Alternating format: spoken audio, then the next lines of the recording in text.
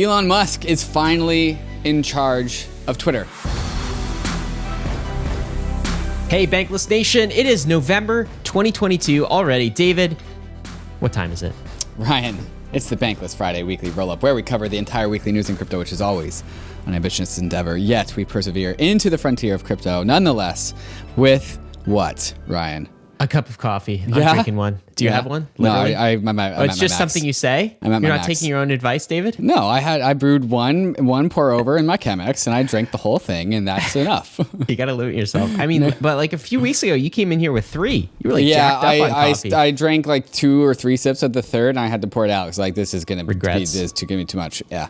Yeah. You get the diminishing returns on the flavor. The flavor, and it becomes not even about the flavor. It becomes about the kind of the caffeine hit, and then you start to know you have a problem. Yeah. And then you're just owned by the caffeine. And on Bankless, Ryan, I'm just not about being owned. The self-sovereign individual. Yeah, right. You don't want to be owned by caffeine. Freedom, you don't want to be owned by carbs. You don't want to be owned by banks. Yeah. My God, what a freedom maximalist. Get these dopamine hits out of my face. Yeah. Well, you didn't know you were signing up for an anti-coffee movement, but I suppose you are, even though David tells you to drink a cup of coffee with the weekly roll-up. David, we got some exciting topics for the week. First, Elon, Twitter, takeover, and what this means for crypto. We're going to dive into that. What else? Coming up after that, Meta and Instagram going full send into NFTs. What does that even mean? And then, of course, Ryan, we were talking about this before the show. You and I both like Rick and Morty. Did you know the Rick and Morty creator is in the world of NFTs in a big way? Art Gobblers, it's called. Art Gobblers. Gobble, yeah. Gobble, gobble, gobble. That was big. I feel like almost NFTs are back. We're going to get into all of that, guys. Yeah, it's not your typical NFT drop, that's for sure. It's not. This is not your typical airdrop finder either. I want to tell you about our friends and sponsors at Earnifi. There are some airdrop finders in the market, but they surface a whole lot of spam. What's an airdrop finder? You plug in your ETH address or your Binance address or your Cosmos address, any EVM chain, also Cosmos, and it will automatically check to see if you are eligible for cool stuff like airdrops, like NFTs, like POAPs. Also provide you some alerting for things like ENS. This is the way to find your unclaimed airdrops. David, I've had a lot of success with Earnifi. Probably made me $10,000 plus in perks. Wow. What you can do, David, is you can put your wallets inside of the Earnifi tool and it will find you all sorts of airdrops that you can collect. Here's an ENS airdrop that I picked up. Some POAPs that I picked up as well. Oh, did we miss an ENS on the Bankless multisig? That's what it says. Uh-oh. Did we really? Uh-oh. We should have signed up for Earnifi a little bit earlier. Oh, man, that's sad. We lost $4,500. Oh, no. See what happens when you don't use Earnifi, folks? Should have been using Earnifi when we made the multisig. Damn. Well, how should folks get started with Earnifi so they don't make the mistakes that Bankless has made in the past? Yeah, because as we clearly have, we already knew this, but also just as a reminder, airdrops also expire, which is why you need an airdrop notification service to be the sentry for all of your wallets and all of your airdrops. So the link in the show notes, earni.fi, to get started, plug in your wallets, sign up so you can get notified so you never miss an expiring airdrop like Ryan and I did on our Bankless multisig. Whoops. That's embarrassing. We should That is embarrassing. All right, Bitcoin price. What are we looking at this week, David? Bitcoin started the week at 20,600, down 1.7-ish% to 20,300. Not that much. That's noise. Down a little bit. And how about ETH? ETH flat, started the week at 1550, ending the week at 1550. 1550. Interesting. 1550 is the number. Line number, 1550. And then, so what does that mean for the ratio? Ratio is up 1.7%, starting the week at 0.075, ending the week at 0.076. Probably noise. I mean, ratio's still climbing a little bit, but like not much on the week. Yeah. Does this mean anything to you? I mean, we like that 0.75 and above number, that's for sure. How about total crypto market cap? We above or below $1 trillion? Above $1 trillion, 1.052 trillion, up about $10 billion versus last week. The highs on that trillion was we got to 3 trillion last market cycle. Wow. That was back in November 2021. Do you know that was the top?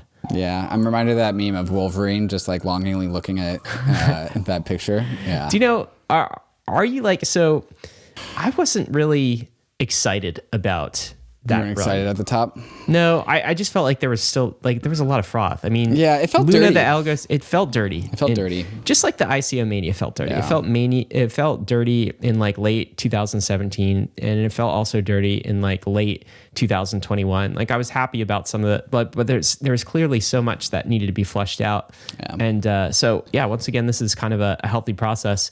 Let's talk about the Fed. It's what they're doing healthy. I'm not so sure. We'll see. Stocks tumble after Fed signals rate hikes are here to stay. So the Fed, of course, announced that they are increasing rate hikes. They're increasing interest rate by 75 basis points. That was pretty much expected. And just to go through a recap of history, the 2022 hikes so far, March, we went up 25 basis points of 0.25%. In May, 50 basis points. And we had 4 straight basis point hikes of 75 basis points. And so now the Fed fund range is 3.75 to 4.0%. That's where we are now. At first, stocks were excited about this and kind of happy, David. And then prices took a tumble, particularly when Powell said, "We have a ways to go." This is not quite a direct quote. It's sort of a summary. Yeah. He said, "It's premature to think about pausing rates. The possibility of a soft landing is narrowed because inflation has not come down with the rate hikes. That is what we're looking at." An analyst said there were no hints of dovishness to indicate that the Fed may be poised to pause. What do you think about this? Yeah, I mean, I think this is par for the course, is more or less what we've been expecting. There's nothing really new here. I think the market is starting to get like fatigued about like asking the question pivot soon. And there's 2 players in the market. There's crypto prices went from 1,300 to 1,600. Like we're off the floors, like the bear market rally. And people are just like all being super naive that like the global macro economy is still kind of going to shit. And like that is a long process, not a short process. So we're like punctuated by this overall bear market by like short-term blips of like liveliness in markets. But then when we zoom out, we're like, oh, it's still bad, still pretty bad. Well, what do you think about our episode with Macro Elf earlier this week? Was that sort of was that what you expected, or was that more bearish than you expected? Yeah, that's kind of where I started thinking about like, God, like there's if you zoom in on the charts, things don't look so bad. Things look like kind of choppy with some ups and some things to be happy about. But the more you zoom out, the more it looks like, damn, we are in a downtrend, and that downtrend has not been broken. And Macro Alf and other people are like, yeah, guys, the downtrend is going to continue being a downtrend. Yeah, he's like, it's part of the cycle, and that's Yeah. what 2023 is going to be as well. It's either flat or down. We're not going to recover. It sounds like 2023's flat is like best case scenario. Yes. And then Macro Elf thinks that there could be a cyclical change, starting around 2024, but we still have a ways to go. It's like the meme is like, yes, the pivot is coming, but not yet. If the pivot's coming when like Bitcoin is below $10,000, who cares? Well, that might mark a floor. Here's a take from Pablo Macro. Okay, quickly on the Fed. No pause coming. Harder landing is likely, is what was said among many other things. But what was unsaid? Here's what was unsaid. Powell was asked about a plus 50 basis point in December, and he dodged, saying it's about the pace, what level we get to, and how long we stay there. But he left it open. But also, he left open 75 basis points, and he implicitly left 100 basis points open in all caps here. He does not know. The road is wide open. So the chairman is leaving all possibilities on the table. No dovish talk. And he also talked about inflation is where it was a year ago. If that is Powell, he needs to go to 8%, 3% real inflation. He will do it because he has an alphabet soup of programs he can use to pick up the pieces. He would rather break stuff and then patch it back together because that is easier than letting it get entrenched. So I think Paulo Macro here is saying that the Fed will, like, from everything that Powell is saying, he is incredibly hawkish and he wants to break the back of inflation. And he's not going to change course until he starts to see inflation recede. And he'd rather get to the point of actually breaking things because it's easier to piece them back together than to cause kind of, the precipitous, than to correct the precipitous problem of inflation, which we're plagued with. So there's that take, David. I guess my only counter maybe to this take is just because Powell wants to break inflation and he wants to be hawkish doesn't mean he actually gets to do that. So it's not like central banker Jerome Powell has infinite power and the ability to do exactly what he wants. There are constraints. And one of the chief constraints is political will. Right. So what happens if the politicians start to push him back, try to rein him in? We've seen reaction to the politics of the scenario from Powell before. And I think that could mean, like, just because Powell is saying these things, just because this is his intent, what he would do if he were Emperor God King, he is not any of those things and has to respond to the political climate as well, which might mean a pivot will come sooner than he would wish. What's your thought? Yeah, that was the other thing that stuck out to me about the Macro Alf episode that we did. And it's just like so aligned with everyone who's in macro, like Dalio, Lynn Alden, all these people that are like long-term cycle focused people. Like there's this universal acceptance that like once you go above the Federal Reserve, it's the people. And it's the structures of power. And it's like the people that are in power want to stay in power. And the only reason that they stay in power is they make like the plebs of the world not upset, which makes like Powell beholden to the emotional like aggregate of the entire economy. And so like the riled upness of the people of the world actually does matter. It's like part of like fundamentals. It's like how riled up is the people? Well, and that goes to kind of the next chart we wanted to show. This is a chart showing the personal savings rate. That's the blue line here that you see, personal savings rate of citizens in the US. And then the red line here is the consumer loans rate. So this is credit cards, other revolving plans. And look at this. This is the past since the early 2000s. So I'll scroll this all the way to early 2000. And you see the blue line, personal savings rate, kind of like edging in between 5 and let's call it 10% or so.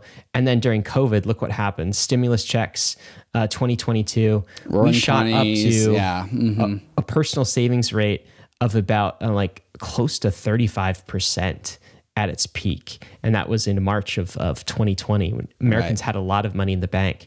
And plus they started to pay off their credit cards and other debt. You can see like as personal savings jumped up to like basically, all-time highs since this chart shows, it's the one time you actually see consumer loans actually go down. Yeah. So credit card debt is being paid off a little bit here. But what you see from March of 2020 up to now is this not so gradual, I would say, pretty steep decline in personal savings rate, all the way, David, to where we are now is we have less than 5%. Lows since 2002. 3.1% personal savings rate. So Meanwhile, the consumer loans line just skyrockets to all-time highs. So now we're even in a worse place. And to get a benchmark, this is kind of like, it's not necessarily all-time lows, but for the past 20 years, lows, we're at the chart lows. And this is lower, David, than or about the same as 2008.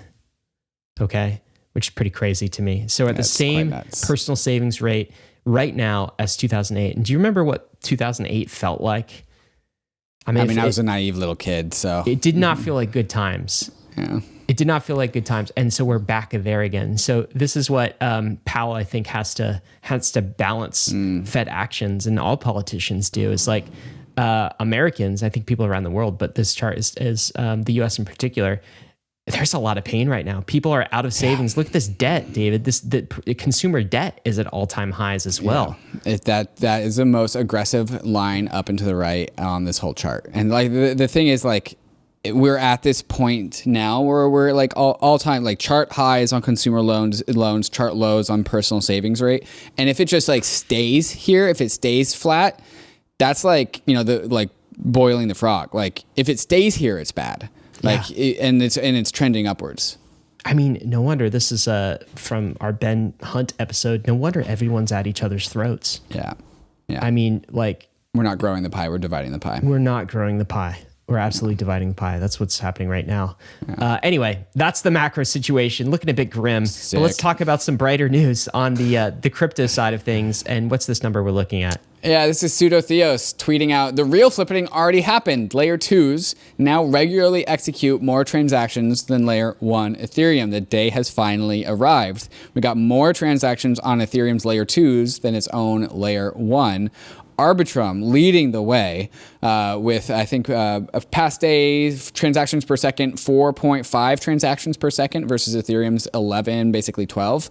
But that's because Arbitrum's not even congested. I think the numbers for Arbitrum is Arbitrum has scale for up to 7 Ethereums, 11 Ethereums, although the technical teams will say that metaphor doesn't make any sense, but it's still useful. And so coming up after Arbitrum's 4.5 transactions per second, we have Immutable's 4 transactions per second, Optimism's 3.5, DYDX is 2.6. And when you add all these things together, Ethereum's Layer 2 ecosystem has been doing more transactions than the Ethereum Layer 1. Cool. And that's been the case since Yeah, October. wow, that's been the case for a while. Yeah. Oh, the reason why we know this is because Layer 2B, this website that we go to all the time, layer2b.com, shipped this new thing called Activity, this new tab called Activity. So we actually get to consume this data a lot easier. So thank you, Layer 2B, for shipping such a great feature. Yeah, the red line is Layer 2 transaction activity, and the blue is Ethereum, and it's been higher than Ethereum since October. Since For October. almost a month now. Click on Arbitrum, see if we can see the transaction activity just of Arbitrum. Activity? No activity. Oh yeah, activity. All right. Oh, that is great. Oh, these are some great charts. So Arbitrum activity looking like it's kind of coming to its all-time highs. Hit that max just to make sure. Max number. Oh yeah. Oh, that's a great looking chart. Nice job, Arbitrum. Look at that. Look at that activity. That's awesome. Arbitrum is like 62%, I think, of all Ethereum transactions right now. Cool. It's pretty impressive. When you add it all together, average transactions per second on Layer 2s are about 16 versus Ethereum that's 11. So this is how Ethereum is scaling right now. It's really exciting to see Layer 2s catch on like this. Also, taking a look at total locked value, did you know, speaking of Arbitrum, Arbitrum just surpassed Solana in terms of total locked value? David, do you see this chart? What's interesting to you about this one? Let's see. The interesting thing is that Binance Smart Chain and Tron are such a goddamn large percentage. Binance Smart Chain's okay, Tron's not. But Arbitrum, yeah, coming in bigger than Solana. There's a lot of old OG bankless theses finally coming into fruition here. Yep, so it's fall, but I guess Layer 2 summer is finally here? Question mark, David? We've been calling it for a while. Don't say it. Don't say it. What do we got coming up next? Coming up next, we got the Elon Twitter takeover and all the drama associated with that. Elon is rumored to be laying off 50% of the staff tomorrow, listeners today. Wow. So we'll see if he follows through with that. Instagram and Meta full sending into NFTs. We'll talk about all the features and capabilities that they have unlocked. And art gobblers, you gotta feed the art gobblers their art. We're gonna talk about what the hell that means, all of this and more. But first, we're gonna talk about some of these fantastic sponsors to help you go bankless. Nexo is your financial hub for all your crypto needs. Nexo lets you buy crypto instantly with your credit or debit card or via bank transfer. And they also have an awesome advanced trading platform, Nexo Pro, where you can get the best possible prices and trade with 50% discount on fees. And Nexo also lets you earn interest on your crypto in Bitcoin, ETH, or other assets. And they also give you an instant crypto line of credit with as low as 0% APR. And they also give you access to a crypto-backed MasterCard, of course, earning you more crypto when you use it. So, enhance your financial life with Nexo, who ensures all credit lines are over-collateralized with insurance on all custodial assets. Nexo, the right place for your crypto. So click the link in the show notes to join over 5 million users who are getting the most out of their crypto. If you've been listening to Bankless, you know that we're fans of the modular blockchain thesis. The idea that blockchains will separate execution from data availability and consensus, allowing all three to become the best versions of themselves. And Fuel has built the fastest modular execution layer in the industry. By supporting parallel transaction execution, Fuel unlocks significantly faster throughput for the Web3 world. Fuel also goes beyond the limitations of the EVM with its own Fuel VM, which is more efficient and optimized, opening up the design space for developers. And lastly, Fuel brings a powerful developer experience with its own domain-specific language, Sway, and a supportive toolchain called Fork. With Fuel, you can have the benefits of smart contract languages like Solidity while adopting the improvements made by the Rust tooling ecosystem, letting the Fuel development environment go beyond the limitations of the EVM. If you want to learn more, there's a link in the show notes to see how you can get involved with the Fuel network. Elon Musk is finally in charge of Twitter. This was happening while we were recording the weekly roll-up last week, but we knew there was going to be a bunch of drama over the next 5 days, so we decided to wait. Elon Musk coming in hot into Twitter, firing people left and right, pew, pew, pew.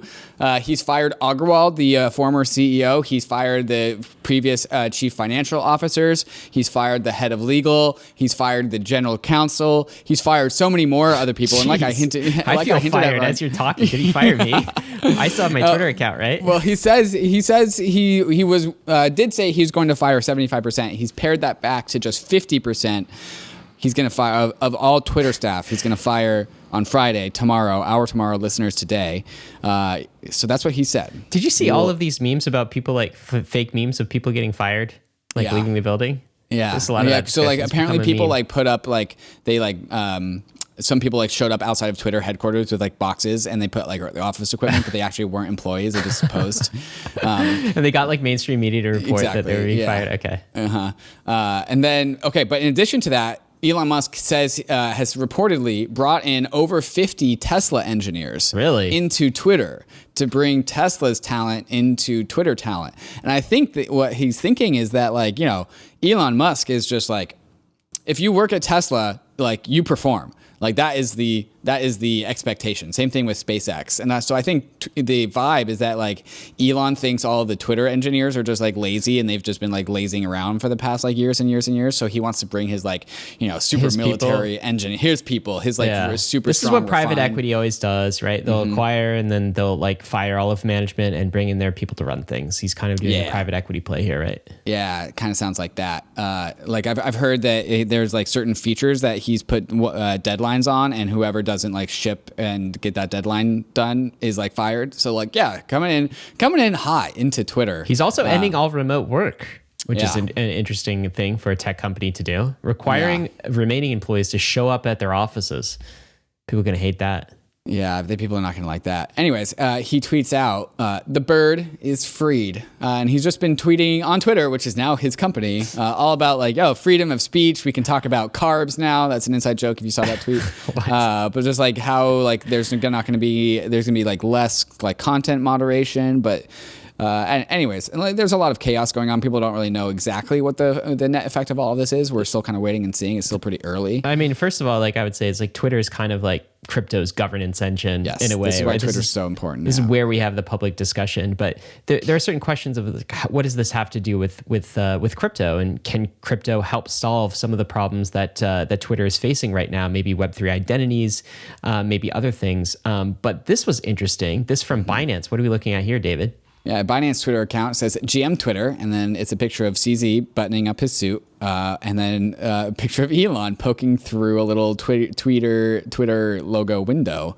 The reason why this tweet exists is because Binance put in $500 million towards Elon Musk's acquisition of Twitter. So through Elon, Binance owns $500 million of Twitter equity.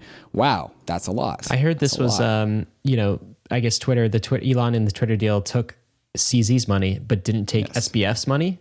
Yeah. That at least is the rumor. So SBF declined SBF's money, but he took CZ's money. I wonder if there are strings attached to that. But here's a headline from Bloomberg. Crypto exchange Binance is creating a team that aims to help Twitter with things like bots.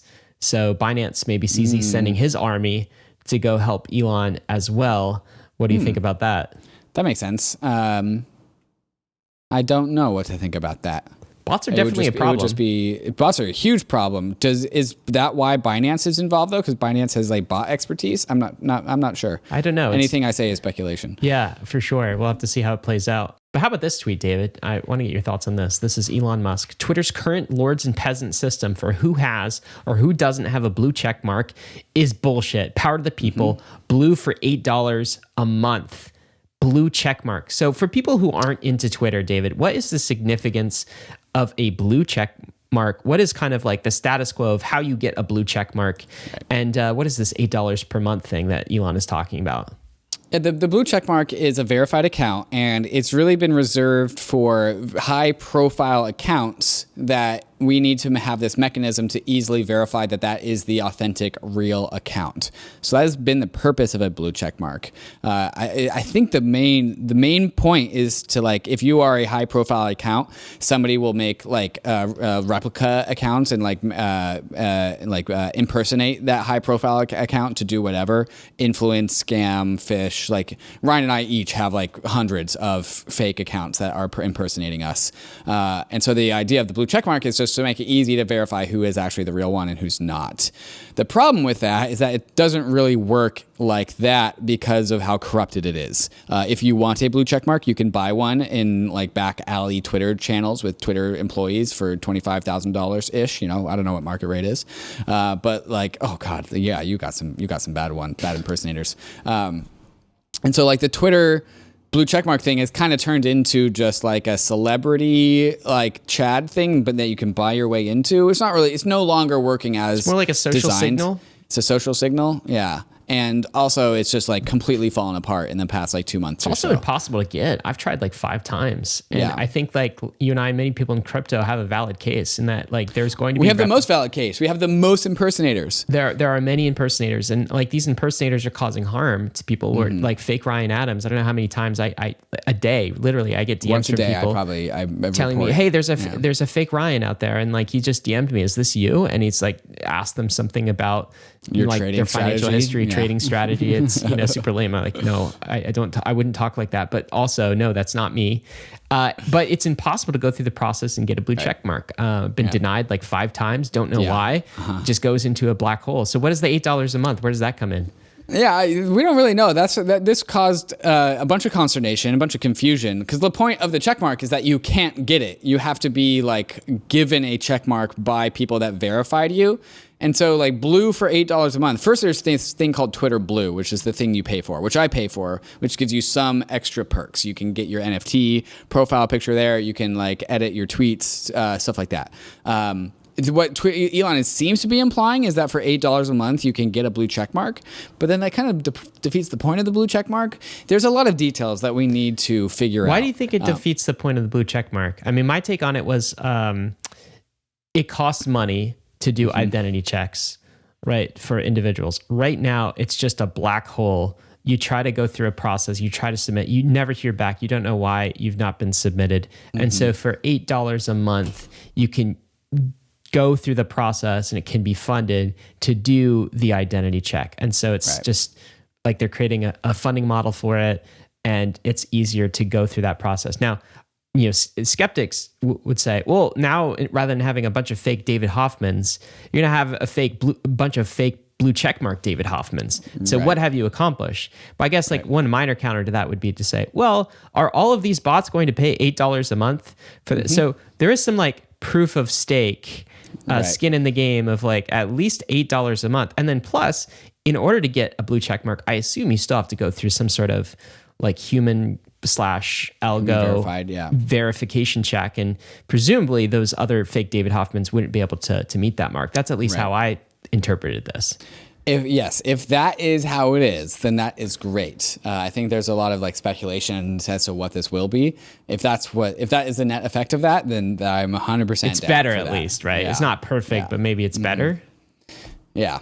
Well, let's read out Vitalik's take on this about the $8. Yeah, Vitalik says, how well this works depends on exactly how much due diligence is done to make sure blue checks are who they say they are. Yeah, pay $8 a month and call yourself whatever would damage the blue checks anti-scam role, but if there's more actual verification, then the result is very different. Yeah, sounds like what we were saying. Yeah, pretty measured. Maybe I stole from Vitalik, I don't know. So this caused like a bunch of controversy. Everyone's has an opinion about it, right? And so Elon Musk says, to all complainers, please continue complaining, but it will cost $8. So Elon just turns into like complete troll mode, which he's fantastic at. Well, what's interesting, it's like, why are people complaining, do you think? Is it because people who have a blue check mark are complaining because they don't want to pay and they just think it should be sort of a public good, you know, for like journalists and for high profile people who need it? Are they mad that it's like previously been a social status thing and now that's getting rescinded and it's becoming more common? Or do they just hate Elon Musk? They hate the guy. I think there's a lot of that going around. It's kind of like narcissistic billionaire trying to like promote free speech in quotes, take over social media, and it's kind of like a political left versus right thing. What's your take on that? The answer is definitely yes. Yes to all. To all of them, yeah. Okay. People just want to complain.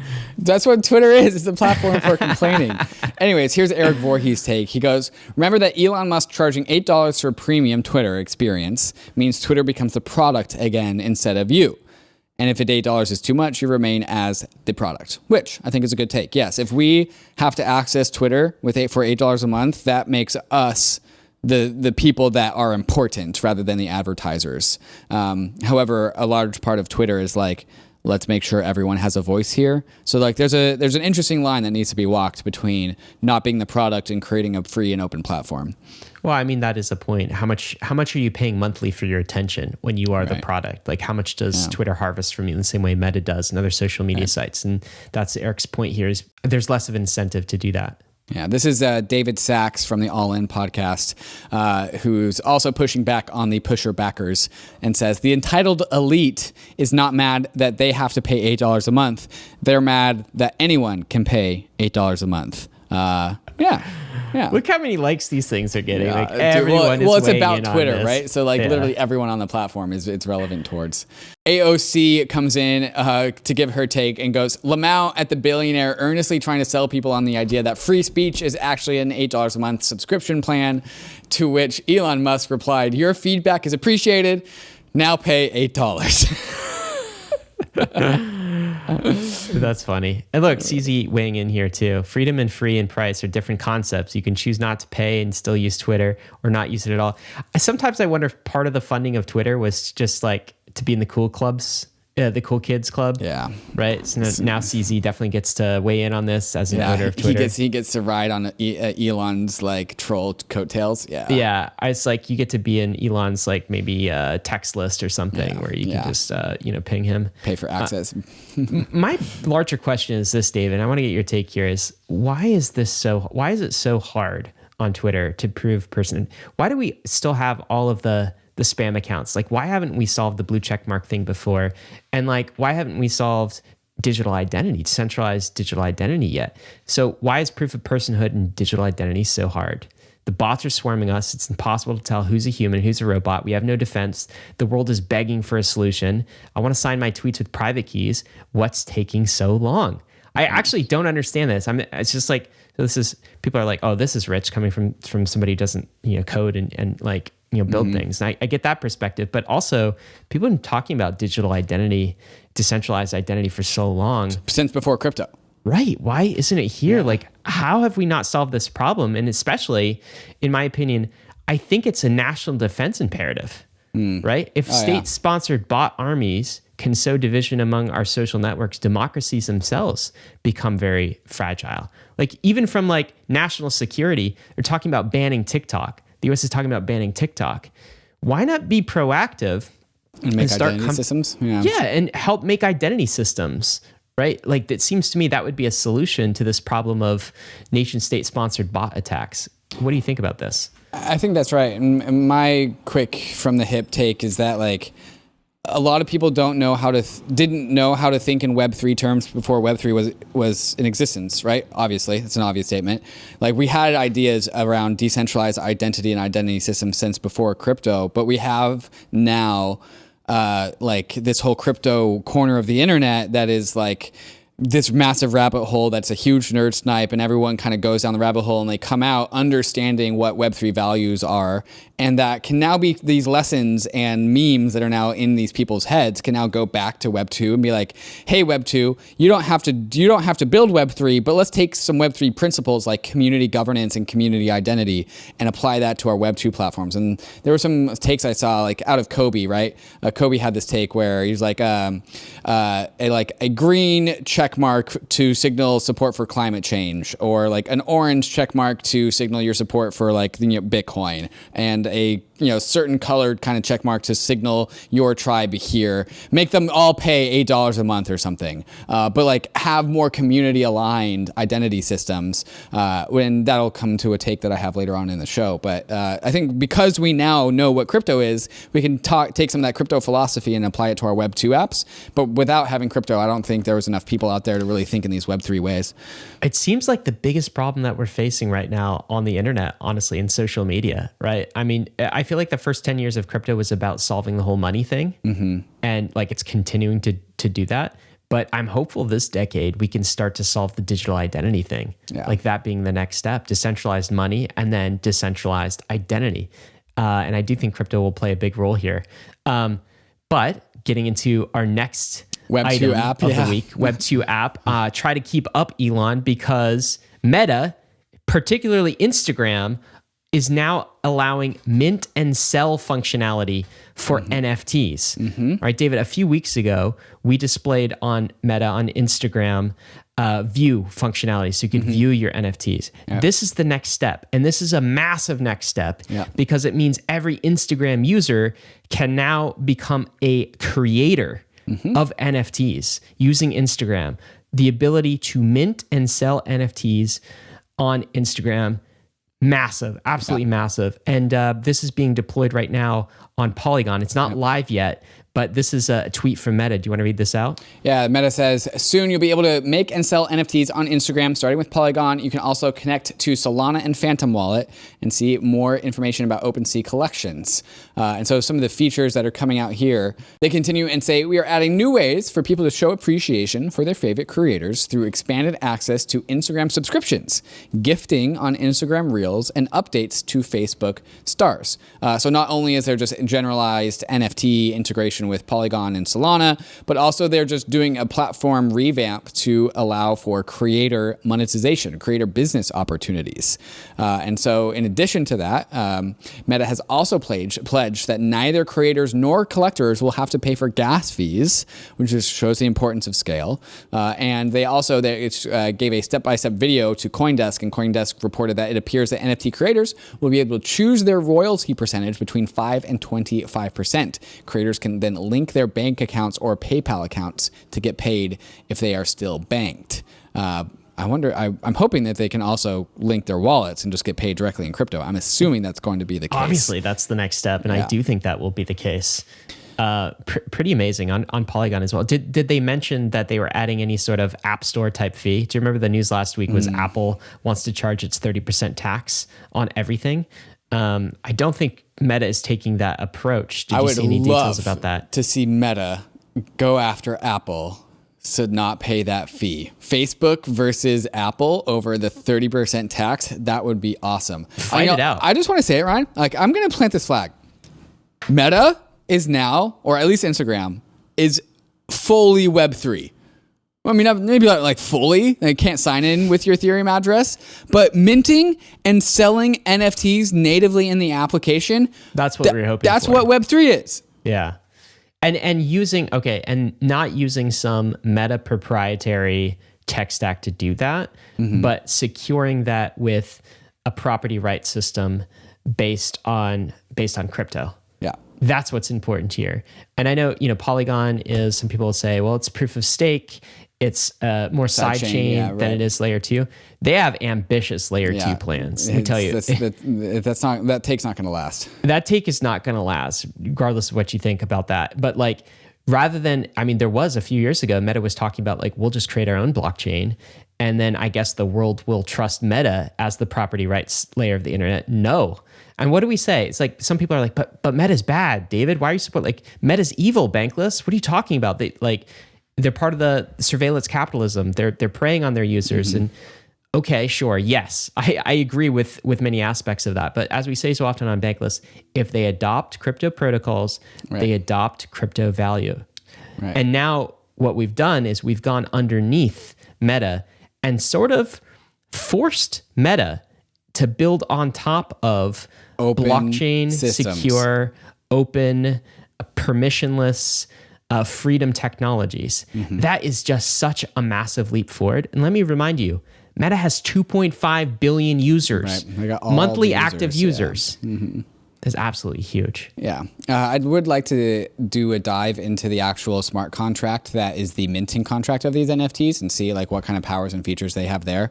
Not that I will be able to do that. I'll need somebody more technical to do that. If it's just a normal ERC 721 token, like that is the new power. Meta adheres to the ERC 721 token standard. Open, free, public, permissionless, can go across chains, can do whatever you want. Gives the power from Meta to the token owner. I'm not going to say that this is the biggest thing that's happened this year, but it's big. It's funny that like this like doesn't really land for. I don't know why. Both people outside of crypto are like, great, I don't care about NFTs, and people inside of crypto are like, great, I don't care about Instagram. Like there's no one in the middle who's like, I'm so stoked for this. Yeah, I think what'll happen is it'll be kind of quiet launch. No one will really notice, and then they'll start to notice some sort of influencer, some sort of Instagram account they follow doing this, using it, and it'll spread that way. By the way, everyone's also like, well, NFTs aren't cool anymore. NFTs are so... Okay, no. Also not going to last as a take. That's not going to last either. I mean, we'll see how well that ages. So massive leap for it. Also, Arweave was up mysteriously. Yeah, Arweave up 50% because Arweave, it's like a modular data storage blockchain solution. So you can put a bunch of data there.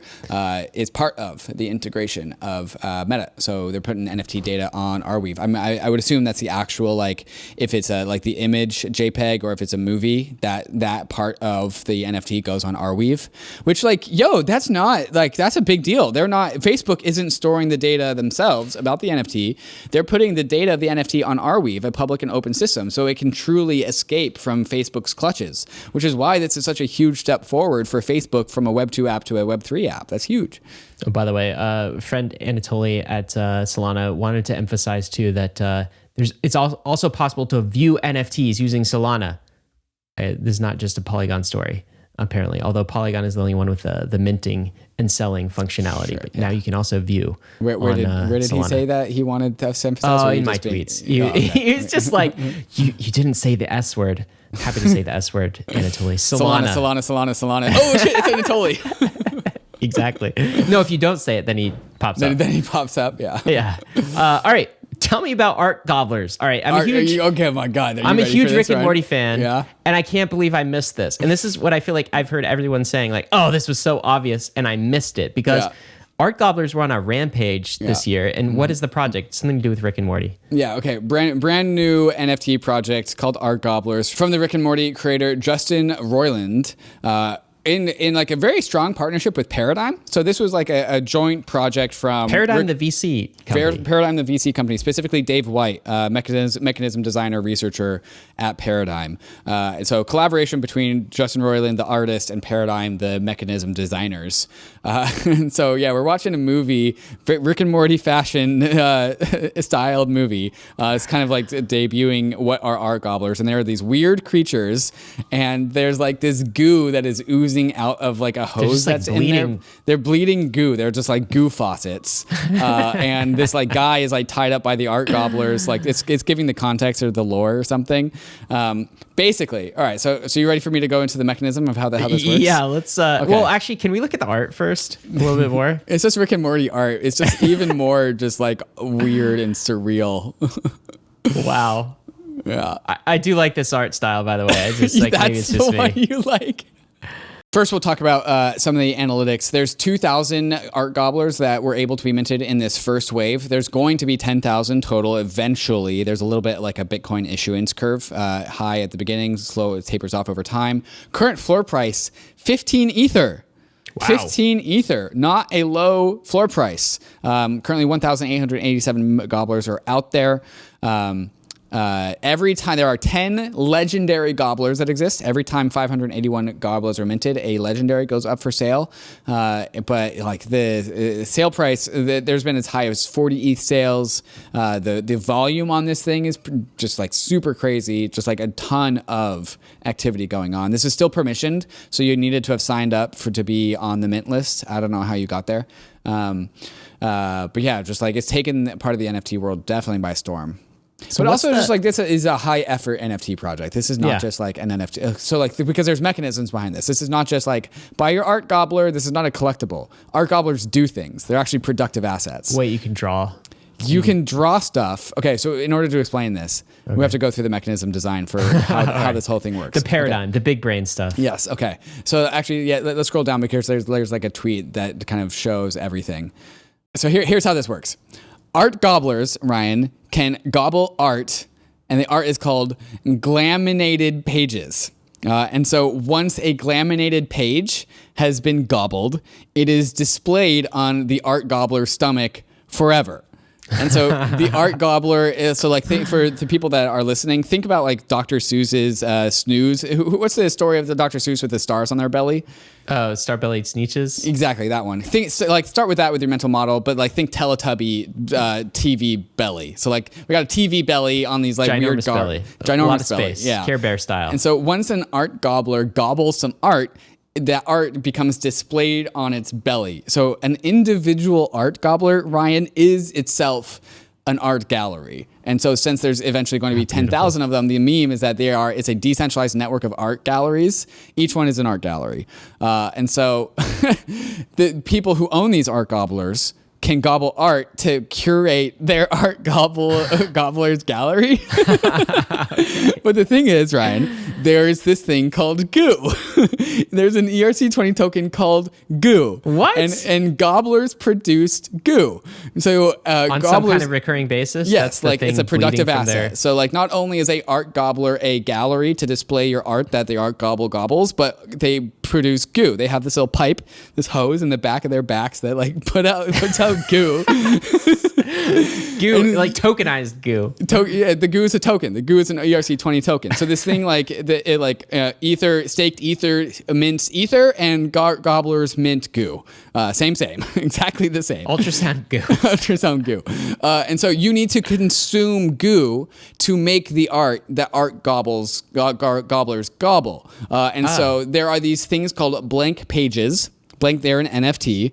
When you combine goo plus a blank page NFT, that is called glamination, aka the minting of gobbleable art, of a glaminated page.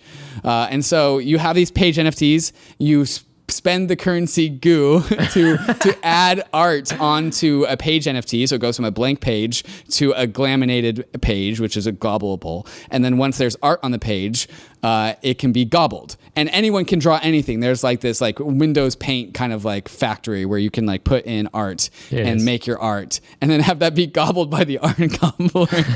And the page becomes a permanent part of the gobbler's stomach. So once a gobbler gobbles some art, it's one way. It's permanent forever. Just like a tattoo. Just like it's a tattoo. It's a tattoo forever. It's irreversible. And the point of this is to make people want to have intention about like what they put into their art gobbler. We could buy an art gobbler for the low price of 15 ETH, and then we could start to put stuff in tattoo it. bankless on it. Sure.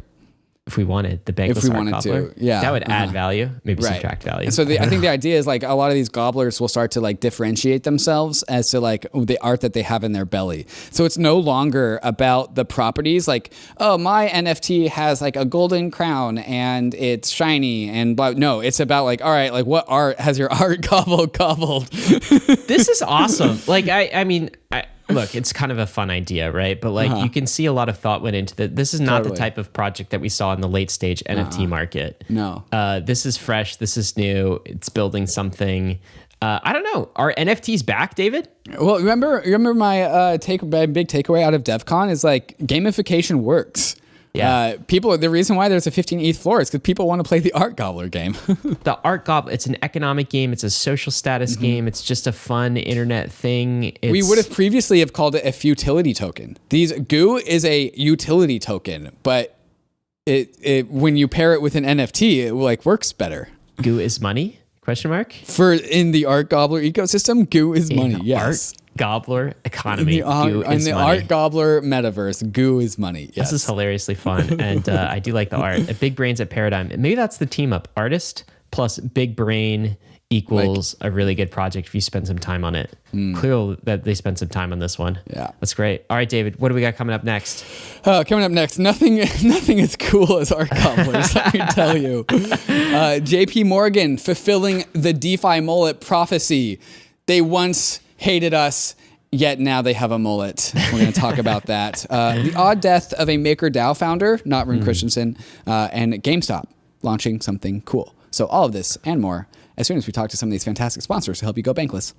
The Layer 2 era is upon us. Ethereum's Layer 2 ecosystem is growing every day, and we need Layer 2 bridges to be fast and efficient in order to live a Layer 2 life. Across is the fastest, cheapest, and most secure cross-chain bridge. With Across, you don't have to worry about high fees or long wait times. Assets are bridged and available for use almost instantaneously. Across's bridges are powered by UMA's optimistic oracle to securely transfer tokens between Layer 2s and Ethereum. Across is critical ecosystem infrastructure, and Across V2 has just launched. Their new version focuses on higher capital efficiency, Layer 2 to Layer 2 transfers, and a brand new chain with Polygon, all while prioritizing high security and low fees. You can be a part of Across's story by joining their Discord and using Across for all of your Layer 2 transferring needs. So go to across.to to quickly and securely bridge your assets between Ethereum, Optimism, Polygon, Arbitrum, or Boba networks.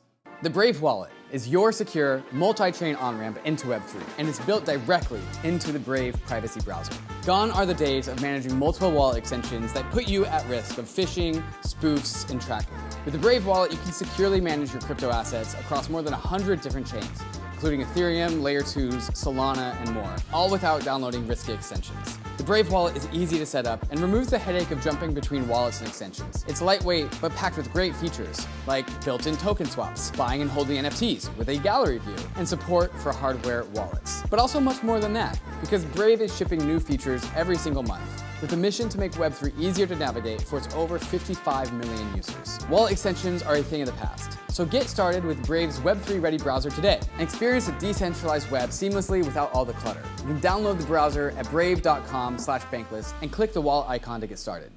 zkSync just went to mainnet. This is the first EVM to mainnet, so says zkSync. Baby Alpha is here in the tweet. We are proud to announce that today we hit our Baby Alpha milestone. We have begun the march to fair onboarding alpha and full launch alpha. 3 different alphas there, I counted, David. This is the roadmap that we're looking at. What part in the process of zkSync going to mainnet are we in? It still feels like early days. I think like only a small permission team can actually access the alpha on mainnet. So we're not at full launch on mainnet yet, but this is an important milestone. What's your take here? Yeah, so it is live on mainnet without access. So that has caused some controversy because what does it mean to be live on mainnet if people can't touch it? Apparently, the ZK mainnet is only touchable by the Matter Labs team, according to an Optimism governance delegate. So there's caused a little bit of controversy, but that's because what zkSync has done is they've broken this apart into a number of like launches, right? So they have fair onboarding, full launch alpha, like, and then they have like the decentralization, layer 3. So they have like, they're rolling it out in stages, which is why they're calling it Baby Alpha. So like, it makes sense. Like I see the stages, it makes sense, but there's also probably an element of then why'd you call got here it? first? Why'd Me you, first. Yes. Got it. Like they were all. It's like when the brother game. like licks the piece of candy, so the sibling can't have it. As a brother who's done that before, I can relate. Yeah. Well, that's what's happening. But we should also mention we are advisors on zkSync. Oh, yeah. Of course, you'll find that out in our disclosures. Fan of the project as well. Good to see some progress there. Google is launching a cloud node engine for who? For Ethereum developers. David, I've been growingly impressed with this cohort of Google engineers that are on the Web3 crypto train, particularly in their cloud services division, I believe. But what does this mean for developers? I think it's mostly just a statement. I mean, we already knew this about Google, but a statement from Google that they are here to support Web3. Like there was this other, like I can't remember this other cloud providers like Herzl or something. In Germany? In Germany, yeah. That actually, the news that we actually didn't include this week is that they're like a bunch of Solana nodes went down because Herzl just kicked them off or whatever. Well, now we included it, David. Now we included it, yeah. And so in stark contrast to other NGMI cloud providers, Google definitely GMI because they're supporting like nodes. And they say officially called a blockchain node engine, and Google's offering a fully managed service, meaning customers won't have to hire their own teams to maintain or monitor their nodes. Instead, Google says it will actively monitor the nodes and restarts them if anything goes wrong. So, in stark contrast to the node operating company that I can't remember that is kicking off nodes. Herzl? Hertz something, I don't know, NGMI cloud operator. They are helping node operators operate their nodes. So thank you, Google. Thank you for your service. That's cool. This is some sad news coming out of the maker community. David, we don't have a lot of details here, but why don't you just read the headline? Nikolai, people just know him as Nikolai. Nikolai Mushigian died at 29 in Puerto Rico. He was found just like washed up. The current, allegedly, the Puerto Rican current took him. People are confused about this. There's a bunch of conspiracy stuff, not enough for us to really go into. Nikolai has been around for a long time. Before MakerDAO was a thing, he was part of the BitShares community. Same thing with Rune Christensen, OG member of MakerDAO. Sadly, Ryan, I was actually in DMs with Nikolai in Telegram a couple weeks ago about a potential layer 0 with him. Looks like didn't do that fast enough, so I'm bummed about that. Yeah, very sad, and rest in peace, Nikolai. I think the community will definitely miss you and your contributions to the space. Very sad story. Anytime I ever heard of a MakerDAO friend, Mariano Conti, so many others talk about Nikolai, it was in just extremely high regard. He was one of those guys that was considered a giga brain, saw crypto before anyone else, saw what it could do. Committed to that ecosystem, contributed not just to MakerDAO, also Balancer. I think he had a very, very strong role in actually writing the Balancer white paper along with Fernando. Fernando? Yeah, exactly. Far too young. I mean, 29. He donated a bunch of money to I can't remember some academia to do DeFi research. I think he made the WETH contract. So he made WETH, which means we've all been touched by Nikolai if you've interacted with WETH. So Nikolai, sorry, brother. Rest in peace. JPMorgan trading on the public blockchain in this monumental step. I love that the headline has a picture of Jamie Dimon. The CEO has famously called crypto, Bitcoin, all of these things a scam, and here they are using it. David, I think it might be helpful to kind of walk through what exactly is happening here. Details in the fine print. Walk us through it. Yeah, this is a tweet from Mihailo from Polygon. By the way, I had a big week with the Meta NFT minting stuff, but JPMorgan executed the first live trade on public chain, and it's on Polygon. They used Aave, first ever tokenized deposit issued by a bank on chain, verified with W3C's standard verifiable credentials. We like the VCs. We like the VCs. Pretty cool. Verify credentials, that is. This is Ty Lobin, who is a developer, I think, at JPMorgan, saying they've executed their first live trade on public blockchain, everything that Mahalo just said. What did they do here? First, they used Polygon for the trade because they wanted to do it on Ethereum. They need cheap gas fees. That's checking out so far. Second, they used Aave so that they could leverage their permissioned pools concept. We deployed a modified version of Aave Arc. That's what they did, a modified version of Aave, so they could set certain parameters such as interest rate and FX rate. Third, they issued a tokenized Singapore dollar deposit. So this is a stablecoin, not of US dollars, but of Singapore dollars. This is a deposit token, which is a general liability of JPMorgan. It's a native token giving stable on-chain value without the scalability issues of stablecoins. This is the first issuance of tokenized deposits by a bank, in particular on a public chain. You can click here on Polyscan and see the tokenized deposit contract for Singapore dollars. And then fourth, and I think this is kind of cool, they used verifiable credentials. This is the first time I've seen VCs really out in the wild solving a big use case. Verifiable credentials, Ty says, give us much more fine-grained control than just allow listing addresses. Risk limits, asset limits, etc. is all possible. And we built on-chain verification of verifiable credentials. He says, verified credentials are huge, brings composability to identity. You can have these little verifiers that know how to verify certain things and use them across dApps, bringing further standardization and portability to identity. By the way, this might be a way Twitter gets out of its current setup of paying $8 a month for blue check marks and moving to something decentralized. Verifiable credentials are hugely bullish technology for that.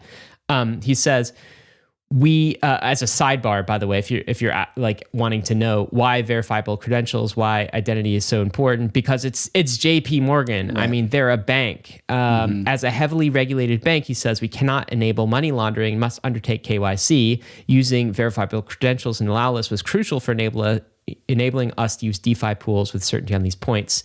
Institutional DeFi, exclamation point. This is probably what it looks like when regulated banks start using DeFi. And I think that this is going to become a trend in the future. And JPMorgan, despite what Jamie Dimon is saying, is doing big experiments in this world. I think it's pretty bullish. This is not the bankless future that we all like signed up for in the self-sovereign future, of course. But again, I go back to kind of the meta thing.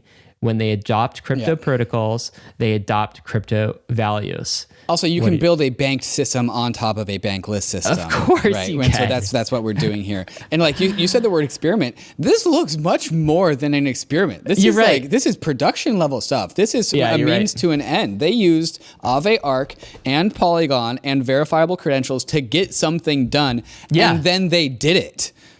That's huge. Enterprise blockchain, David. Enterprise blockchain. That was a big thing back in 2016? It's called Polygon. I mean, but this is enterprise blockchain. This is doing something for a bank. Like this makes total sense to me. So I'm starting to see like these enterprise blockchain use cases that I'm like, okay, fine, we're getting there. We're making some progress. I would like to take a quick victory lap for the world of verifiable credentials. People think soulbound tokens are super cool, but a lot of the reasons why they think soulbound tokens are super cool are actually like the domain of verifiable credentials. It's basically a soulbound token that's not on a blockchain, and it can do so much more by not being fixed down to the blockchain. If you listen to the our soulbound episode with Vitalik Buterin and Evan McMullen, there's like these two tribes. There's like the soulbound token folk who like tokens. There's the verifiable credential folk who like privacy. I would just like to say, can I be in both tribes? Okay, well, yes. I am into a firm VC tribor, and I'm taking a victory lap. All right. Well, you take that victory lap, and I will also join you in that because I'm part of that tribe, but I'm also in the soulbound tribe. I don't know if you can do that. I think they're different for two different sets of use cases, and I definitely think that VCs were the right and technology. I 100% agree this. with that. And I will say that the soulbound token tribe is putting too many use cases into soulbound tokens in the same way that Bitcoiners think that Bitcoin is going to solve like the food system. David trying to get all tribal around identity already. It's too early for the tribalism. We at least need tokens to fight over, okay? All right, what else we got? Robbie Ferguson tweets out, thrilled to finally announce that GameStop NFT marketplace is officially live on Immutable. This is a huge step in making true ownership real for hundreds of millions of gamers. We knew this was coming. GameStop first integrated Loop Ring, I believe, as their first layer 2, and now they're integrating Immutable. Any thoughts on this? Nope. GameStop is very intentionally going after NFTs in the same way Meta is now. Just add another one to the list of people that are doing NFT stuff. Another thing to add to the list, I think, is Twitter doing NFT stuff. So got to keep up with Meta. Now testing NFT Tweet Tiles. This is a feature for Twitter. David, what are we looking at? This is like a small update. There's already NFTs in Twitter, right? Like our profile pictures, but they are being given like a more of a first-class citizen in embedded into tweets. So if you post like an Instagram or a YouTube link, or like they will treat links differently based off of what they are. Sure, like a preview kind of window. Right, a specialized preview based off of like the URL. So if it's a YouTube, it'll give you a YouTube preview. If it's an Instagram link, it won't give you any preview because it doesn't want you to go there. But they are giving special previews towards NFTs that like, so they manifest in a specific way. And so the NFT here is like Rocket to the Moon created by Twitter with a button to say see on Marketplace. And I would imagine that Marketplace button takes you to Rarible, Magic Eden, Dapper Labs, Jump Trade NFT, wherever they have like these custom fit links. David, so just NFTs are being given first class treatment inside of Twitter. I think what Meta and Twitter are doing, this is like the NFT space race. It's beginning only. Dude, for this is the media. NFT bear market. And this is the build market for sure. They have all these social media apps have to keep up with this. Yeah. Artifact. Phygital luggage flies off the shelf. Did I say that luggage, right? Phygital? Yes. What is Phygital luggage? Phygital is this hybrid word between digital and physical. Oh, I love it. Yes. I think everyone hates this word, but it's pretty damn sticky, sadly. So Phygital? there is physical, there are digital renderings of luggage, Ryan, luxury luggage that is cool. And there are I Is think it, though? 888 NFTs that represent Luggage. These things? Yes, exactly. Dude, Luggage is boring, like, in real life. Why are we like collecting it? I don't know, Ryan, but the reason why we're talking about it on the weekly roll-up is because $1.7 million worth of volume was exchanged on OpenSea alone, pushing it to the top of a 24-hour leaderboard. Yeah. David, this is not a bear market. If we could sell, how much millions of dollars? If we could sell millions of dollars worth of digital luggage pictures, like look at these. These are literally just images of. Look at this. I mean, it's like my carry-on. People, for some reason, there is like this like luxury luggage like world out there. I don't know. Is that like sneakerheads? There's like luggage heads that like collect these things? It's the most niche community we've ever talked about on the show. That's for sure. I bet we offended a bunch of luggage collectors right now. Dozens of them. All dozens of them. But enough to like spur on a multi-million-dollar market. Yeah. It doesn't feel like a bear market. But we're not done with NFTs. Yeah. Okay. Budverse. NFT.budweiser.com. The Budverse NFT collection is coming during the FIFA World Cup. There is a mint now button. Budweiser, like, remember it was like a couple weeks ago, maybe 4 or 5 weeks ago, where I was like, NFTs won this week in the weekly roll up. They won again. NFTs won again. Like, NFT season huge week for NFTs. Like Budweiser, they were already in NFTs. I don't even know what this is, but like digital collectibles to go with the FIFA World Cup. You can select your team. You can mint some stuff. Do you know, David, minting is not enough for me anymore. I need to gobble after the art gobblers.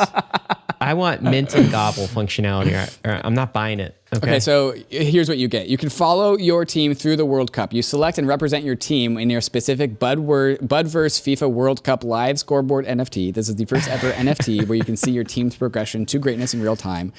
Your live scoreboard NFT will also get you exclusive Budweiser football merch, cool, access to holder-only Discord channels for an always-on game time community, and also access to the Budverse penalty kick minigame. May I just remind you, and this was from our So Rare episode, 2.5 billion people around the planet are going to be watching the World Cup. Yeah. If just 0.0001% of them pick up a Budweiser NFT, I'm not doing the math right now, but that's a lot of people.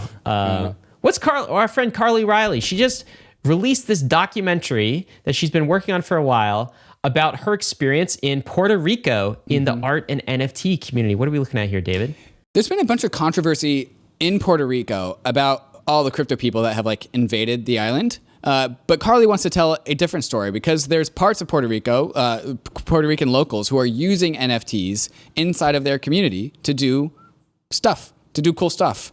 And so Carly went to Puerto Rico, boots on the ground, to tell that story of how NFTs are helping fix stuff in Puerto Rico and how different people are doing different things, leveraging NFTs to help the island. So very cool story, very cool documentary out of Carly Riley. Also, like probably the most well-produced piece of video from a crypto content creator I've seen. Yeah, like she really spent time talking to locals and like getting this right. So fantastic video. Go and watch it. It's 30 minutes. Drop your Netflix show and watch that this weekend. She's turning into the Anthony Bourdain of NFTs. She's like going around the world and doing NFT things. I think that's it. She went to the rainforest too. I think. Yeah, she went to the Amazon to talk about NFTs. Carly, it's incredible. Bitcoin stuff. All right, David. Happy 14th anniversary for Bitcoin. Happy 14th anniversary. Can we just say it? We are huge Bitcoin fans. Like, I'm saying that with no satire, no disrespect. Bitcoin got me into crypto. I will forever be excited about Bitcoin. I will forever hold some Bitcoin. I'm like 14 years old. That's what kickstarted this entire revolution. Incredible. This is a tweet from Edward Snowden with a screenshot of Bitcoin, a peer-to-peer electronic cash system. This is the original white paper from the mysterious Satoshi. 14 years. That's pretty crazy, David. Yet he is still anonymous, Edward Snowden says. Remarkable. Yes, it is indeed remarkable. Staying anonymous is a hard thing to do. Craig Wright comes in hot into Edward Snowden's replies and says, "I was never anonymous, you traitorous scum." What a waste. God, what an This asshole. is a man who claimed, by the way, if you're not familiar with this, a man who's literally claiming he's Satoshi and is obviously not. It's obviously a fraud. He's also claimed he's got like 14 degrees or something. Okay. Yeah. What a waste. Anyway, chasing some clout for Bitcoin's 14th birthday. The second person to chase clout after Bitcoin's 14th birthday, our Gary friend. Gensler. Gary Gensler says, happy 14th birthday to Satoshi Nakamoto's white paper. Not even to Bitcoin. It has led to innovation and crypto asset investing. Let's make sure as crypto enters its 15th year that investors get proper protection. Absolutely F off, Gary. God damn it. Protection from impressed. what? The 3 trillion, well, only 1 trillion. The $1 trillion that has been created? Why don't you give a charitable view of this? Maybe Gary just wants to extend an olive branch to the Bitcoin community and just say, happy anniversary, happy birthday, Bitcoin white paper. He knows that this phrasing would piss off Let's make all sure of as us. crypto enters its 15th year that investors get proper protection. How about a Bitcoin ETF then that is spot traded? On the Bitcoin sad miners side of things, blowing up simultaneously. Not great. So Bitcoin price is down. That leads to miner blowups. They become less profitable. Yeah, what's happening here? So this is not yet a blow up, but Dylan Leclerc, who works at Bitcoin Media, says Bitcoin miner Argo blockchain negative down 41% today at the open. Should Argo be unsuccessful in completing any further financing, Argo would become cash flow negative in the near term and would need to curtail or cease operations. This is what happens during bear markets. We've seen this before. The less efficient miners get washed out because of competition for mining Bitcoin. The more efficient miners can last through the bear market. And so every single bear market, there's consolidation. The least profitable, most inefficient Bitcoin miners lose. And the more efficient Bitcoin miners stick around. When you say consolidation, I hear centralization. Is that what's happening too? Are we doing this on Bitcoin's birthday, Ryan? No. Happy birthday, Bitcoin. Let's go. Happy birthday, Bitcoin. All right, let's get to releases, David. This is Nifty Apes. Pretty nifty project. Liquidity for your NFTs. What does this do? Just released. Yeah, borrowing for your NFTs. So I loaded up my wallet and I got like 3 or 4 offers on different NFTs that I own about like how much Ether I could borrow over for what percentage over what period of time. Nifty Apes .money if you would like to see the offers that the market might give you based off of your NFTs. It's a normal NFT borrowing and lending service. Yeah. But be careful. Those could get liquidated. And also, disclaimer, Ryan and I are angel investors in Nifty Apes. So that's our disclaimer. Go check it out. This is cool. Zora is launching Nouns Builder. So you're familiar with the Nouns project and maybe familiar with the DAO mechanism around Nouns. It looks like they built a tool so you could spin up Noun-style DAOs. What are the details behind this, David? Nouns Builder.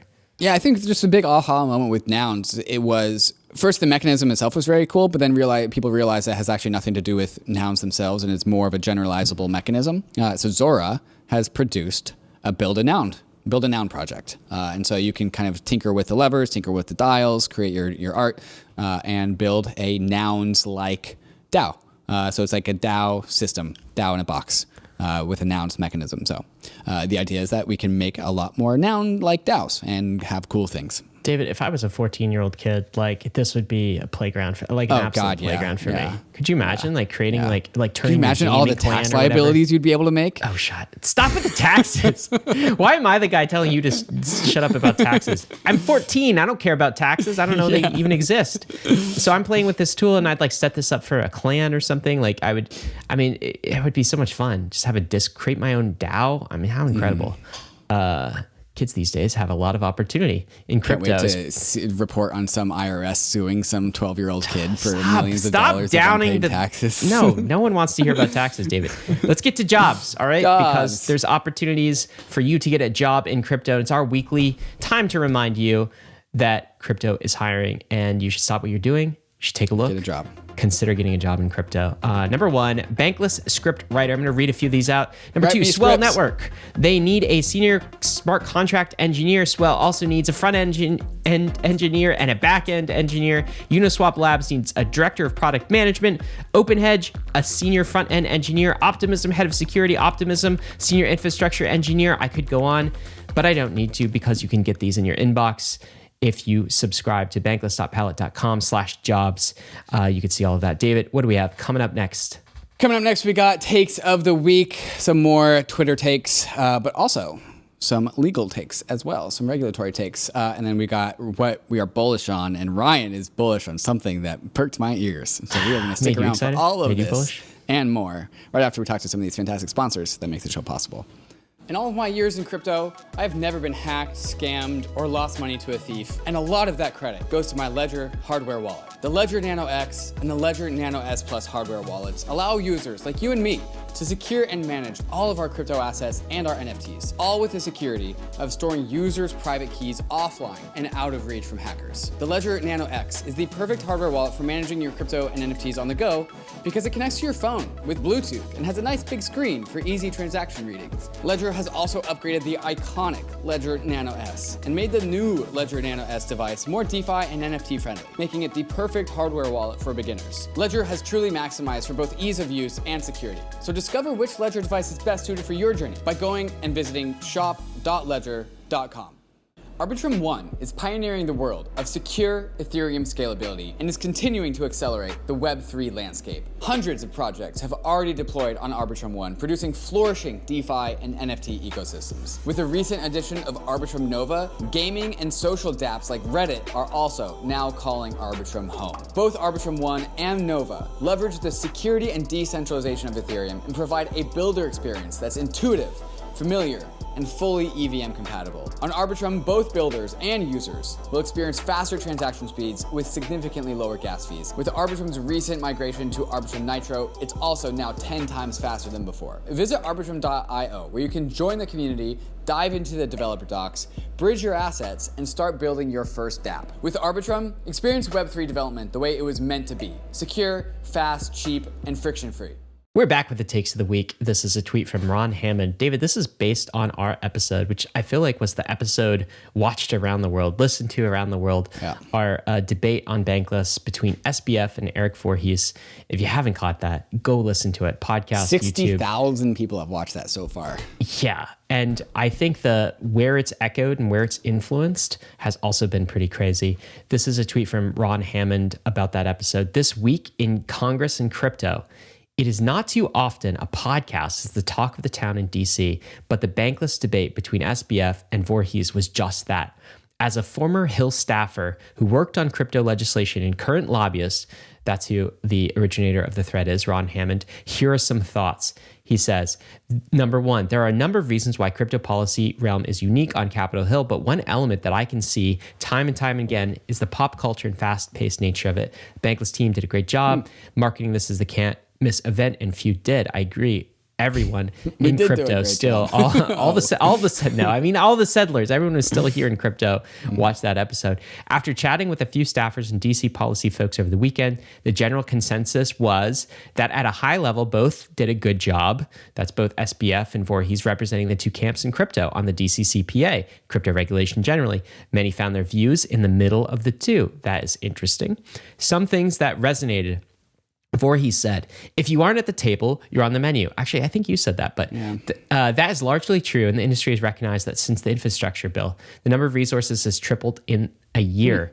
Crypto lobbying is a stronger force. Ooh, love that. SBF made a good point on lobbying efforts in the past, like BitLicense. Most times, a lawmaker will tell staff, I want a bill that does XYZ, and the staff engages with the industry and others to craft it. Policy folks work to improve the bill, but rarely do they write it. Did you know that, by the way? I did not know that. Yeah, the lawmaker just goes, I want a bill that does X, Y, Z, and the staff is actually the one that writes it, and they engage with industry in order to do that. That's how bills actually get made in the trenches. Many in the industry tend to go straight to the lawmaker for tweaks to the bill, but most times the member doesn't grasp everything because she is extremely busy, and it is a complex topic. Usually, it is just one or two staffers in their 20s or 30s who hold the pen. Do you know that, David? Is that comforting to you? That's not comforting. But maybe it is in a way, right? Because like we have like a largely geriatric set of lawmakers, and then we have those in their 20s and 30s who are holding the pen. Millennials whispering in their ear, I guess. I mean, these are Zoomers if you're in your early 20s. Some industry folks refuse to engage. That's not comforting. Oh, man, there's some generational maximalism here. Some industry folks refuse to engage on any sort of crypto legislation that's potentially detrimental because it is easier to fight something than to work to improve it. That is usually a bad tactic because the issue area is so tough. Many times there are unintended issues. Therefore, while engaging with staff, being respectful is important. SBF harped this well. I think that is one thing SBF emphasized, David, was he kept saying to Erik, but it was about respect. And Erik's like, but you're compromising too early. And he's like, but you have to show respect and you have to show that you're willing to compromise in order to get that seat and earn that seat at the table. Ron says, it may sound weird, but the Hill does have its own language, similar to how crypto Twitter has its own language and culture.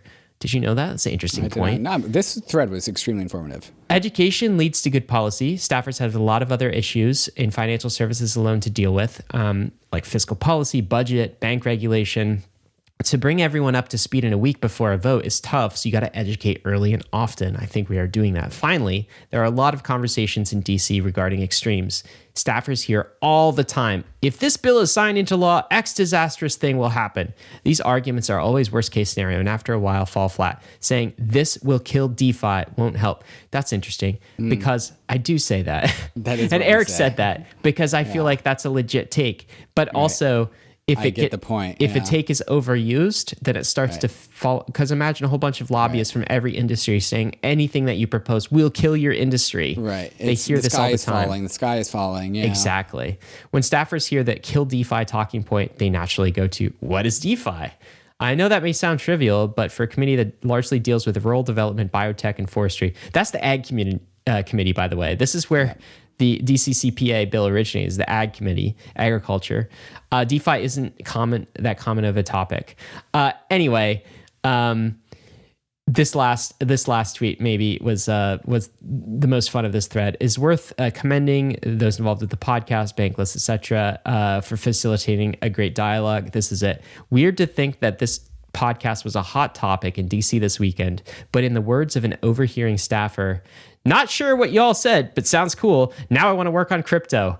Yes. Nice. Yes. Good memes. Good memes. Memes exactly incepted into the brain. Now I want to work on crypto. Welcome. Yeah. Vitalik had some takes about regulatory too. Do you want to read out what he said? Yeah, this was Vitalik's kind of response to this conversation about regulation. And he goes, should I publicly blab my opinions about crypto regulation more? Feels unfair to let other people get attacked by crypto Twitter, but never actually poke out my head. And so everyone obviously wants Vitalik's takes. Yes, we do want your takes. Yeah, we do want that. He's actually decently up to speed with regulation and legal theory. And so Vitalik can speak legal theory. He's up to speed on almost everything. That's true. This is true. Do you want to read out his takes here? Because he puts them in the thread. Sure. I'll keep on going. So first, he says that he's already given out his take on mixers and privacy in a recent Coinbase podcast 2 months ago around the block. So there's that. He goes, another maybe controversial take of mine is I don't think we should be enthusiastically pursuing large institutional capital at full speed. I'm actually kind of happy a lot of the ETFs are getting delayed. The ecosystem needs time to mature before we get even more attention. That's interesting. What do you think about that? He gave us that take on a recent podcast. I think it's a fair take. There's trade-offs. So Gensler, keep doing what you're doing, man.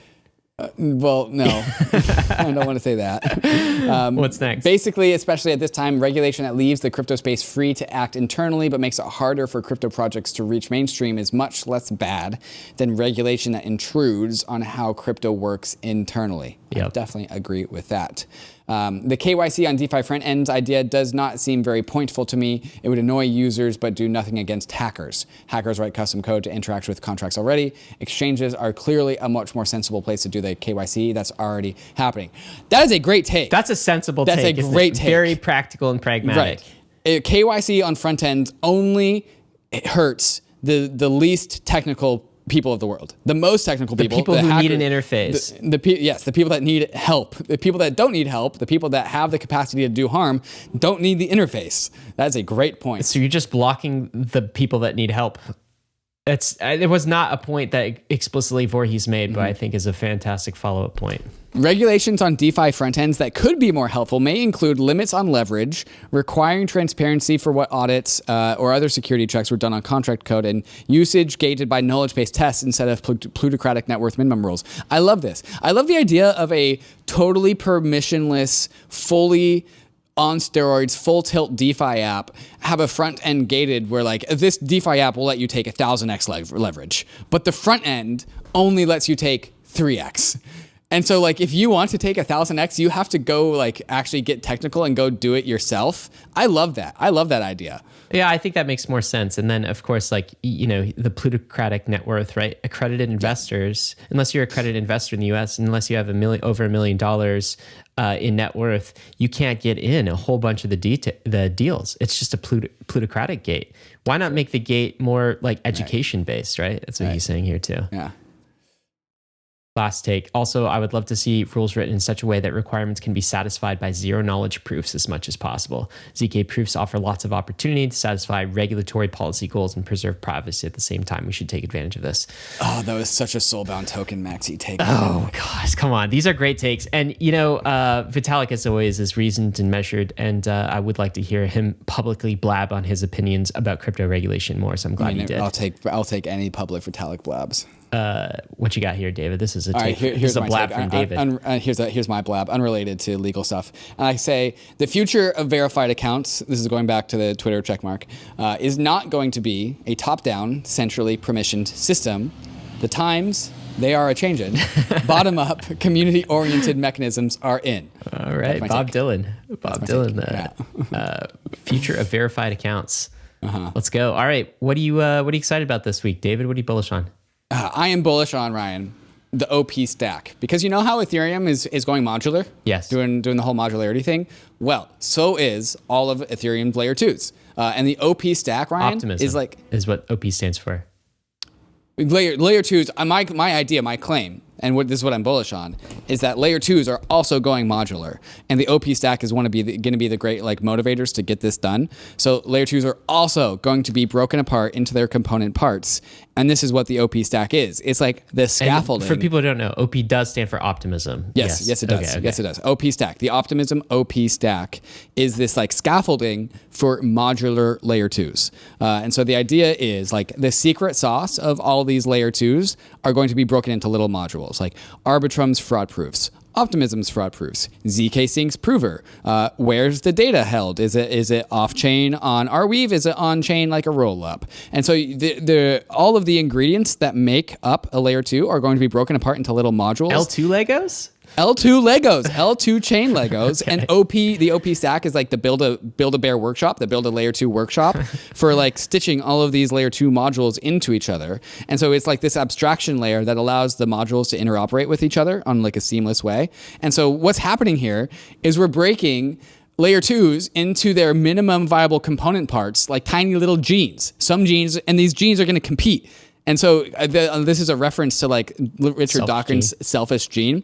Like once we can break apart layer 2s into their modules, it's not the layer 2s that fight anymore. It's not these monolithic, very like vertical layer 2s that fight in these layer 2 wars. It's the modules that fight, the little genes that fight. And like these layer 2 teams are just competing to put out the best genes into the marketplace. And that's better because we get progress that much faster. Faster evolution, faster progress. We get the OP stack is like the ERC20 token standard of layer 2s. And so like I'm bullish on this Cambrian explosion of many different layer 2s from all of these different permutations of modules that could be put together. And that's what really just like gets my juices flowing, Ryan, is when I see like this is David's next money Legos. Biomimicry, exactly. Biomimicry, composability, and competition in the market, which is what DeFi is. It's like the biggest competition marketplace of all time. And it's the same thing as like the survival of the fittest. But now we have like modular layer 2s and the little modules can fight over each other. That's what I'm bullish on. You like little things fighting, don't you? Like little tiny Legos. Like, this is Ethereum. It's like, all you little DeFi apps fight over my ETH. Fight for me. Fight, exactly. Fight for my money. Anyways, that's what I'm excited about. What are you excited about, Ryan? Music NFTs, David.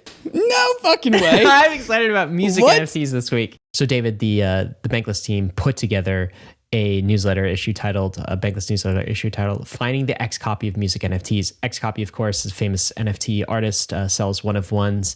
And the question is, if like it's so early stage in music NFTs, can you find the next X Copy? Oh, by the way, I watched this video too by my friend David Hoffman also made me bullish on top of this. But I watched that video after I read this post and made some purchases. Finding the X Copy of music NFTs. And so I decided to do some exploration myself. I went to Sound, I researched some of these artists, and I found some things that I liked. Yeah, largely they were suggestions on this article. Okay, so I'm still curating my own taste. All right, so I'm aping the taste of others as a first step. But it was really fun. Like the process of going to Sound and OpenSea and actually purchasing some NFTs. Like here's kind of an NFT wallet I have and a few, collection that I'm starting to build. It was fun. It was easy. When you pair that with what your video was saying, what Cooper was saying about like a stock market for music NFTs and for artists, another mechanism for compensation. Like I was researching these artists. I mean, these are not like the Taylor Swifts of the world. These are kind of like small time artists with like fantastic music. And what they can do is they can use Web 2 and Spotify as the distribution mechanism, but use NFTs as part of their monetization mechanism to find their true fans. And I'm just repeating back what you're saying to me, I feel like, and what Cooper is also saying. But I guess there's a difference between hearing it and actually doing it and building a collection. I don't know. It just feels like one of those things that's obvious. And it's obvious because it was fun. I'm convicted. There's a monetization mechanism. I think this is going to be big. And when that tweet was put out, I think Bakeless put out the tweet, and like a bunch of people are like, I don't think NFTs are going to take off at all. Like, why? Because the only reason JPEGs have taken off is because they're so easily shareable on like social media, on Twitter, and they're viral, and sound requires like a music NFT to, it's a 3-minute song or whatever else. I'm like, it just echoed of what I've heard in the past of like all 2 years ago, all the 10,000 reasons why JPEGs would never take off in the NFT world. The exact same sorts of arguments, right? And I don't know. So I feel like it's super obvious. I've switched on to bullish maybe because I built my own, starting to build my own collection, and it's just like a lot of fun, honestly. So the most fun I've had in crypto in the last month, I would say. That's why I'm bullish. Hey, fun is a huge alpha indicator. So if you're having fun, like that's how you know. And like I was definitely one of those people that was like, music NFTs are just bearish in comparison to JPEGs because JPEGs, you can see it all like that, all like instantaneously, right? A picture's worth 1,000 words. You see the picture and you like the picture. But like for music NFT, you have to listen to it for 3 minutes to determine if you like the NFT or not. And so that's too slow. That's not viral. I used to be one of those people. But then like the response of like, bro, it's music. Like don't overthink it. When you and I are not in Zoom, Ryan, doing Pankless stuff, there's music playing in my apartment. Oh, yeah. All of the time. Yeah, and you're attached to these artists, too. Yes. And so, like, is there any creator that you're more attached to? Any artist that you're more attached to than there's no visual artist that I'm more attached to than my top 50 music artists. Totally, it's not even and close. Like that's all it takes. So you want a piece of and that. So, you want a piece of their community. You want to bet on these artists too, like your tastes. Right. Like David has great taste in music, right? And I do. So he knows he does. So now you can bet on it. We'll see what the rest of the world thinks. I think the rest of the world likes the cheap dogs. So I have my NFT frame, and I have to go turn on my NFT frame to go look at my visual NFTs. Yeah. And like, I mean, I'll go do it. I also have to go turn on like my speakers to listen to music, but I turn on my speakers every single damn day. Yeah. And so like, again, like don't overthink it. It's music. Well, there's a reason why we call it the Billboard top charts. Like the Billboard top charts is just like the precursor of the future stock market for music. Guess what I was doing in 2020 when we had those episodes and people are giving the bull case for NFTs, like before they were a thing, before Jimmy Fallon or anyone in the world cared, right? I was overthinking JPEGs. Yeah. A lot. Yeah. And I was like, but right click save. Right. And then I'm not going to make the same mistake, right? Like this is just, NFTs? It's fun, right? It's pretty easy. Gobbling art feels like is a fun. Safe bet. Goo is fun. This is fun. Music NFTs. Anyway, bullish this week, David. You got me. Should we be the first ones to make music gobblers? Music gobblers? Music gobblers? I don't have any music. This is not my talent. But we'll do a podcast NFT that can gobble other podcasts. Yeah. We do that. I think we can. All right, it's meme of the week time. You've heard what we're bullish about. What is this from Jameson Lop, the good old Jameson Bitcoiner. Lop. Yeah, this is the shrew meme, and it's the European Union. Wait, the Grew meme. What did I say? Shrew? Jesus. Yeah. Grew. This is Grew. Grew from Minions. The Grew is the European Union pointing to his poster saying, Bitcoin is too volatile. Also saying, next panel, Bitcoin cannot be a currency. The EU finishes the third panel saying, our job is to maintain the value of the currency. And then the fourth panel is a chart of the euro to the dollar, and it is down bad, down real bad. And it's probably more volatile than Bitcoin these days because Bitcoin is super steady. We're not finding risk-free money anywhere these days. There's volatility all around. Sure. All right, risks and disclaimers, guys. End of the show. Thanks for hanging with us. Of course, gotta let you know, crypto is risky. You could lose what you put in, but we're headed west. This is the frontier. It's not for everyone, but we're glad you're with us on the bankless journey. Thanks a lot. Hey, we hope you enjoyed the video. If you did, head over to Bankless HQ right now to develop your crypto investing skills and learn how to free yourself from banks and gain your financial independence. We recommend joining our daily newsletter, podcast, and community as a Bankless Premium subscriber to get the most out of your Bankless experience. You'll get access to our market analysis, our alpha leaks, and exclusive content, and even the Bankless token for airdrops, raffles, and unlocks. If you're interested in crypto, the Bankless community is where you want to be. Click the link in the description to become a Bankless Premium subscriber today. Also, don't forget to subscribe to the channel for in-depth interviews with industry leaders, Ask Me Anythings, and weekly roll-ups where we summarize the week in crypto and other fantastic content. Thanks everyone for watching and being on the journey as we build out the Bankless Nation.